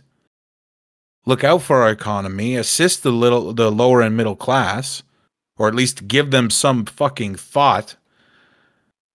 Attempt to dive into Canada's resources. Like, we're asking for very basic stuff. And since we can't get it, we're looking at this guy as a hollow figure. Yeah, we're going to want somebody who is, quote unquote, like objectively more. And yeah, I see where you're going with all of a sudden we get to like a certain extreme and it's like, well, shit, how did we get here? Well, because the men before you sat on their hands. Or even worse, ringed them in a back room with foreign diplomats saying, okay, well, this is what we're doing now. Or like you said earlier in another show about AI, like waiting for AI to come and save us. Like, you're just negligent in your responsibilities. And all this peacocking around in an attempt to gain votes first of all, it's getting old. And I'm hoping that people are beginning to see through all this. But it's just shallow. Like, we were even talking about a possible alternate for why Carney's in China right now, in saying how if he manages to piss off Trump hard enough and get Trump to say something silly on the rhetoric of, oh, I want to annex Canada again, well, all of a sudden we've pushed Canada's swing voters right back into the arms of the Liberals. And being, oh, Canada first, no kings, we'll never be the 51st state, and blah, blah, blah. And all that comes back up again. And congratulations, you have more Liberals in municipal governments with the by-elections coming up. Yeah, that he could use these talks with Trump, or rather these talks with China, as a way to piss off Trump. And then Trump says just something. Gaslighting. Well, yeah. Well, then like Trump says something because he's like, "Why the fuck is Canada going to China? Why are they, doing this? Why are they doing that?" Or just anything to do that pisses off Trump. And then if Carney just says, "Oh, well, this is exactly why we can't rely on the U.S. This is exactly why." Like, it's just just poking the bear. It's a self-fulfilling prophecy. Yeah. It's a self-fulfilling prophecy. He says, "Oh, well, look, we can't work with this guy. He's so nasty and rude. We can't come to the negotiating table with him. This is insane. Why would we ever do that?" You kick the dog and then wonder why he bites you. Exactly. Except you're kicking the dog so that it bites you, so that you have another reason to hit it. That's the whole. Yeah, it's even more insidious. No, you're right. You nailed it on the head. You're absolutely right. It's just this continued abuse. Yeah.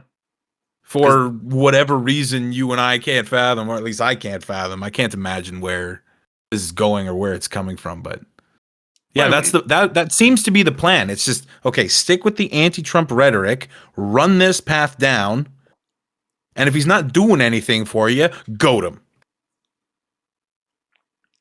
Yep, because then your base gets riled up because it's like, oh, I'm reminding you that I'm the Trump guy. I'm the guy to take on Trump. Trump's a bully. I'm here for you. Canada first. Let's go. When in reality, or like we started at the beginning of this, not at the beginning, but at some point here, we were showing this, the investment in industrial machinery. He's saying elbows up. Exactly. He's saying elbows up. He's saying buy Canada first. But I mean, we're not building up our industrial base. We're not building anything here. We're relying on trade way too much. There's no incentive for entrepreneurs or anybody foreign to invest in our nation. Why would they do that? All the red tape they have to go through, everything that, like, all the fucking hoops that they have to jump through. For what? For a fraction of a profit that they could get if they go to the US? If they go to China? If they go to anywhere? Like, why? Why would anyone invest from outside of the country into here? Or why would anyone in Canada even, like, everything points to the exit in Canada. Everything points to the exit. The investors here don't want to invest here. Some of our biggest talent doesn't even live here. They live in Hollywood. They live in San Francisco, right? Whether it's the engineers or the movie stars or the artists or the creatives, they all live outside of Canada. Drake only lives in Toronto because he has to, because he's made the city part of his brand. Justin Bieber doesn't. Justin Bieber fucked off fucking how long ago? Oh yeah, he been gone. Like how many major industries in Canada have been started in the last 10 however many years, right? Like, this is embarrassing for a country that should be in the lead, and yet we're relying on these fucking trade talks with a nation, mind you. I was pulling this while we were talking, that sent foreign agents to steal viruses from our top virology labs right before COVID hit. Okay, the timing is a little weird, little on the nose, right? A little weird, just a little weird. But they sent foreign agents to do that, and what the fuck did we do in retaliation? They literally went to our most high security lab, the highest security lab in Canada in Winnipeg, and they stole samples of viruses that, my God, like, they didn't steal fucking herpes, okay? They didn't steal fucking syphilis. and want to make super herpes or super syphilis. They stole Ebola. Okay, they're making chemical weapons. And what do we do with them? Mm. What do we do to China as a result of that? Have we done anything? What, fucking sanctions? Really? That's where we can hurt them? Fucking embarrassing. It's fucking embarrassing. That's how they treat us. And we have to go to them for a trade deal. It makes us look Unbelievable. like bitches. It makes We us look like bitches. Yep. We walk in with our tail between our legs, already whipped, saying, "Please, sir, may I have some more?" Yep. And the interesting thing. What was it that left Canada recently? Oh, it was Target again, right? Oh yeah, they tried to. Holy They tried to shit. set up a foothold. They tried to. Target's for like a hot minute. gone. Nordstrom's gone. Hudson Bay Company's gone. Yep. What the heck Future is Shop. Peavy Mart? Future Shop is gone, but it's been gone for a while. GameStop. Yeah. I forgot we lost all these, man. Tim Hortons is no longer Canadian. Those You remember bought out. Radio Shack? I remember Radio Shack. Yeah. We used to have like multiple electronic stores you used to be able to go to. Yeah. Yep. All that is done now. Lowe's pulled out. I mean, they got bought out by Rona, which is Canadian, but Rona's expensive in comparison.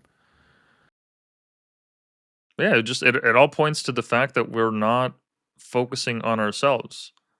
We're not focusing on the right things. People are too preoccupied with either social issues or the fact that they're having a hard time make ends meet. I mean, when people are struggling and their chips are down, like they're not going to sit here and listen to us fucking yap. You know, with all due respect, like we'll have maybe a handful of viewers and whatnot, but everyone else is fucking. What is it? It's almost 10:30, and we'll close out soon because I know you got to go. But they're asleep. They're asleep, getting ready to fucking go to work the next morning because they got to support themselves or their parents or their kids. Jesus Christ, we've had the highest turnout for food banks in however many years. You know, our rent is slowly dropping. And then you sent me that article about what was it, selling expired food? Yeah. In Quebec, that was a wild story. Just the other day, they opened up a store which is going gangbusters because they're selling food that's soon to be expired or is expired, and people are going there, and it's much cheaper. And the guy who's doing the reporter goes, "Oh, food that people wouldn't even have looked at 5 years ago, they're now running over to the store to get it because it's 80 cents." And it's like, yeah, I've also never eaten scraps out of a dumpster before. That doesn't mean it's a good thing that look at that. Look, the local populace are cleaning out the dumpsters now. It's a great way to feed yourself. Looking to save money this holiday season? Come on, man. That's the thing. I was talking to somebody close to me about that story, and they were like, "Oh, I didn't really see the CBC praising it." And I'm like, "No, you don't understand.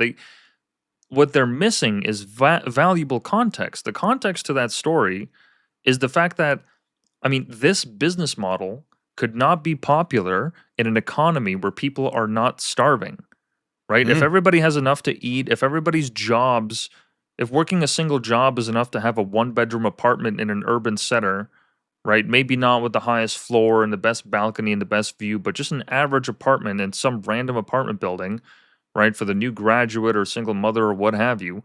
If that's enough in your country for you to be able to have a car, right, pay for parking, transit, maybe go to the movies, a restaurant once in a month, maybe buy some gifts for your loved ones. If that, like, those are just basic, like, necessities. I didn't even mention anything extreme. I didn't even talk about vacation or investing. Those used to be base norms. Those are just base norms, right?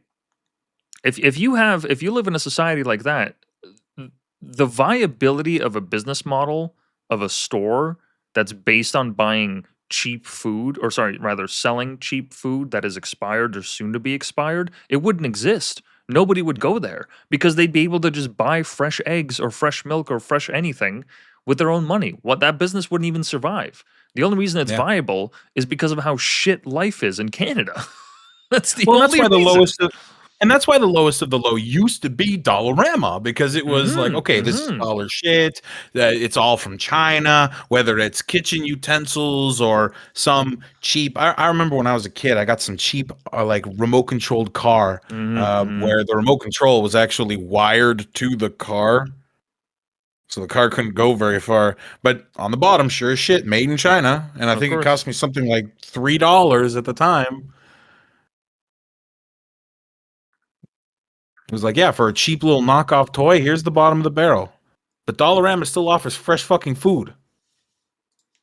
Like, it's not expired. And by fresh, I mean not expired. Let's put it that way.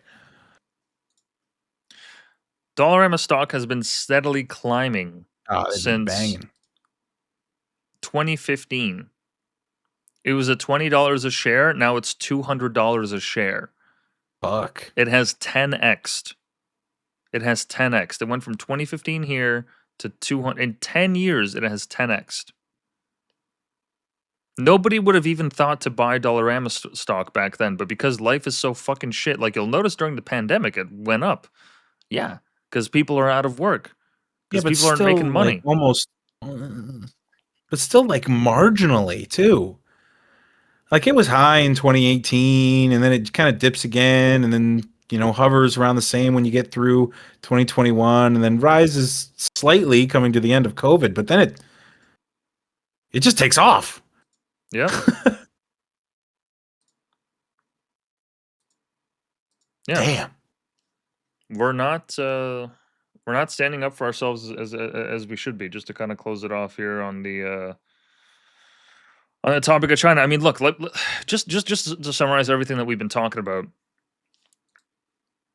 Carney's going to China because he feels he has no choice, or because he feels this is the best choice to start developing trade deals that can accommodate for lost trade with the United States. Right? That is ultimately the mission. Right? If, intentionally or unintentionally, I think intentionally, but because obviously we can't ascribe motive to, something that's unclear. Nobody's ever come out and said, no, we're actually going to tank the talks with the U.S. They never would, right? Intentionally or unintentionally, the U.S. as a trade destination is not completely closed off, but they've certainly dampened relations to the point where now they're not even seeing them as a reliable partner.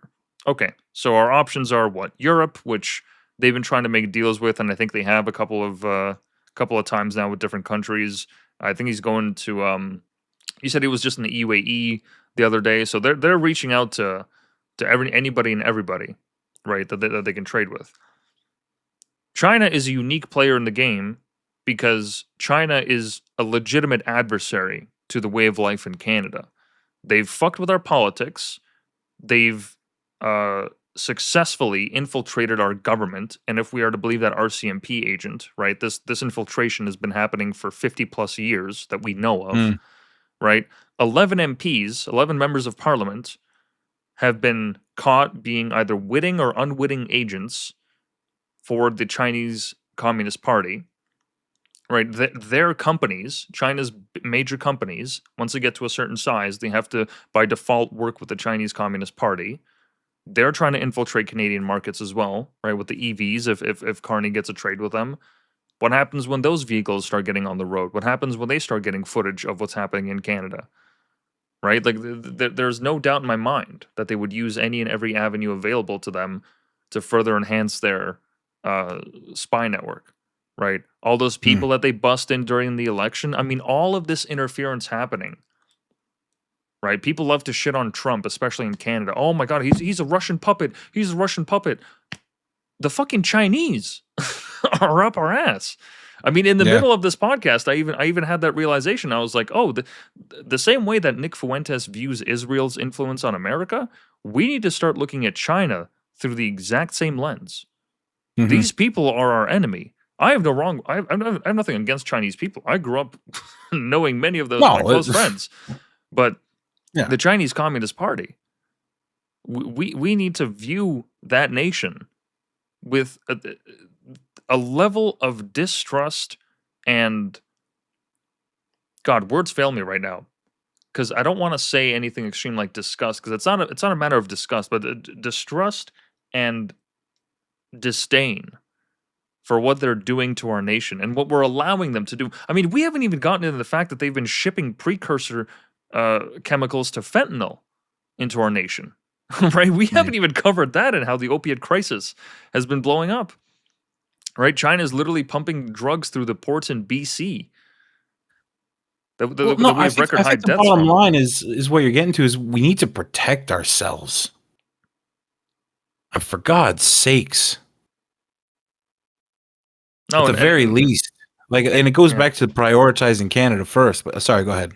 But no, I just want to say, because I realize that a lot of the things that we're talking about, the average everyday person is going to be like, well, how the fuck, like, what do you expect me to do, man? It's fucking China. What am I supposed to do? What you're supposed to do is this. As I pointed out in the last episode, we have a list now.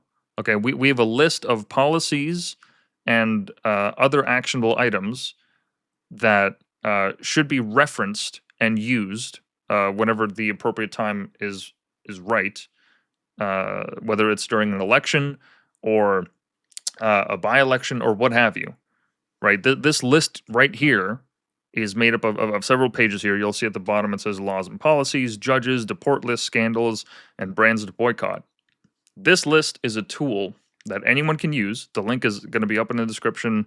It's up on my Twitter.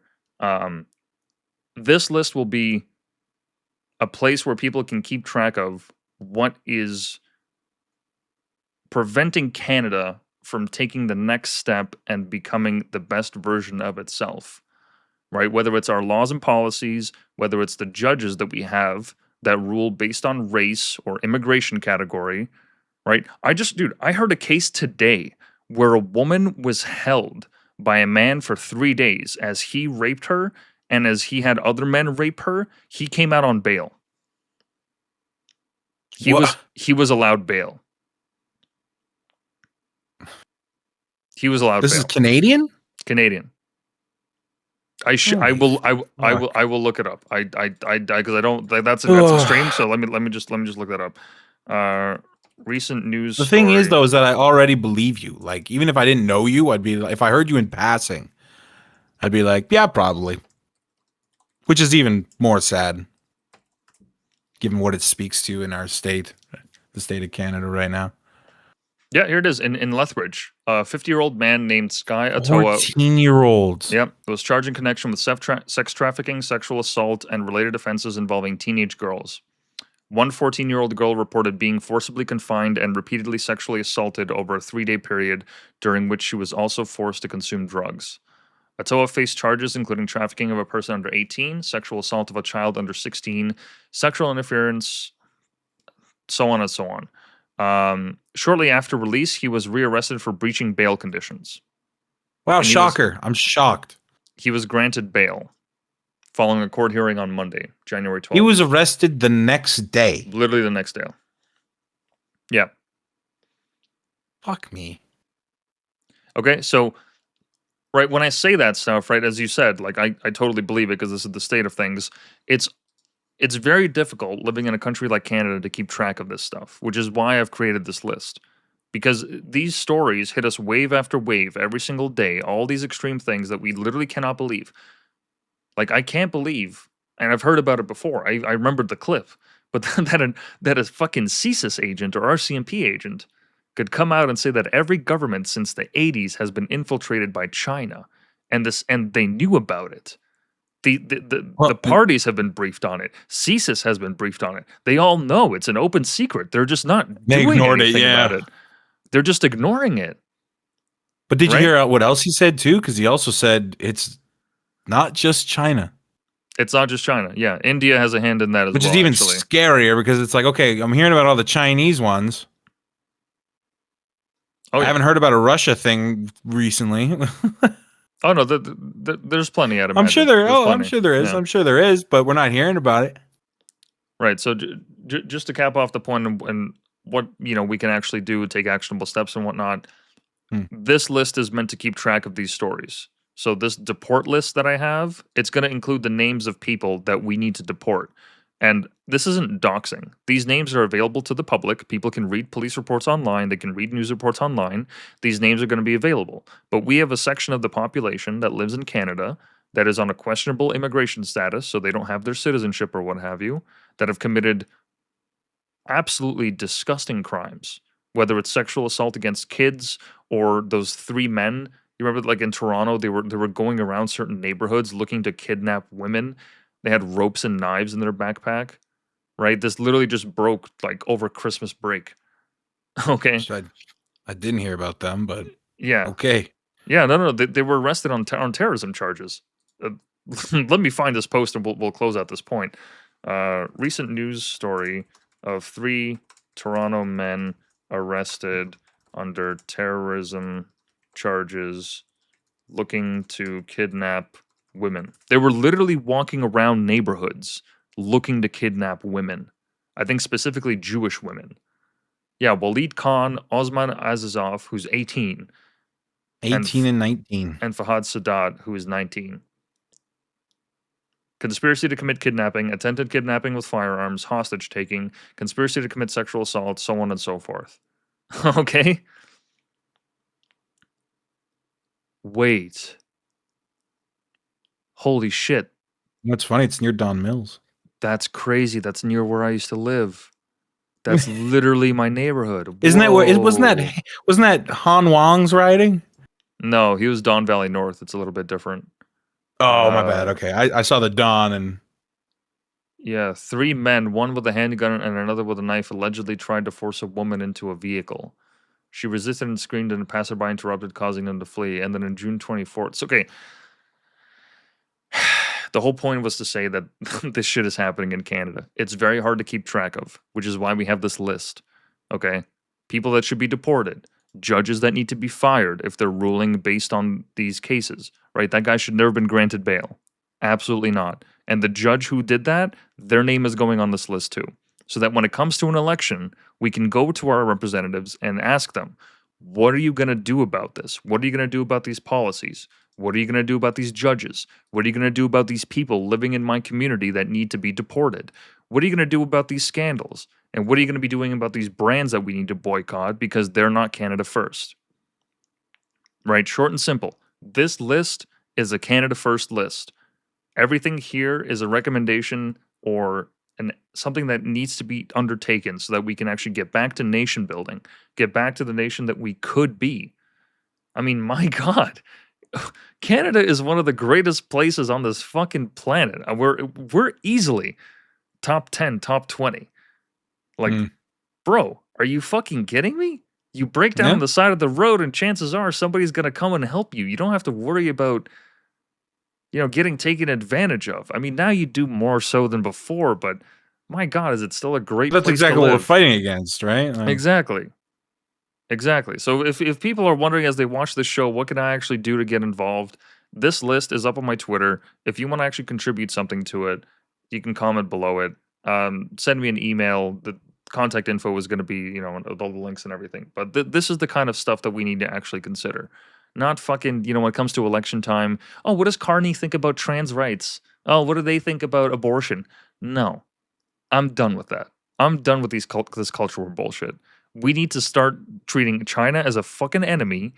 We need to get the immigration down and all these other things, right? So this list is meant to keep track of that. But point and simple, as you said multiple times tonight, we just gotta fucking just toughen up. Plain and simple. That is the simplest way that I could put it. And you're absolutely right. We've become a shell of ourselves. Yeah, again, simple, just prioritizing, setting those boundaries, having those lines. This is what I will not concede on. This is how far I'll go in this domain. Like, okay, but this isn't benefiting my country at all. Yeah, you can't just let other nations walk over you like that. Especially when you're now relying them on a trade deal, and it's like, oh great, yeah, I'm sure they'll respect you. I'm sure that when you actually tell them you're gonna put down the hammer, that they know that you're gonna put down the hammer. Like, what? No, absolutely not. Every nation that is in some way tied to Canada, either through trade or what have you, they've seen these scandals. They know our news. They understand that we've been infiltrated. They have, like I've said, these people, they have teams, they have assistants. They understand to what extent we are weak, and they're taking full advantage of that. Yeah. Well, and that's the thing is, while I was looking through, I just sent you a link there, but while I was looking through for the China situation, I came across the foreign policy Twitter account. For you. And it says, what happens globally shapes life here at home. That's why Global Affairs Canada works every day to shape a more peaceful, prosperous, and sustainable world for Canadians. I don't want you to shape the world. I want you to shape Canada. I want you to make home home again. That's what I want. I want to stop pretending to be this beacon of virtue. Yeah, we're the peacekeepers. No. We're the nation builders. That's what we ought to be. Full stop. We are nation builders. That's what we are.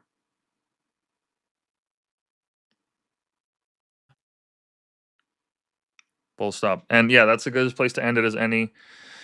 Unless you have some final thoughts before we get on this train. I mean, look, at the end of the day, before your thoughts there, I hope the trade delegation goes well, and I hope Canada gets the best deal. Ultimately, I want what's best for Canada, but we shouldn't even be in this place in the first place, and I resent the fact that we are as a result of our Prime Minister's actions and Doug Ford and whoever else, right? They forced us into this corner. These people are not stupid. They know exactly what we're doing. As we saw Carney complimenting Trump, he knows how to work him. He knows what he likes. He knows what's going to push the progress there. Right, not to mention his extensive experience abroad, working at the Global Bank, at the World Bank rather, the Bank of England, so on and so forth. Right, these people know better, and they have that responsibility. So I hope that they're able to get the best deal in Canada, and that it doesn't fuck us over.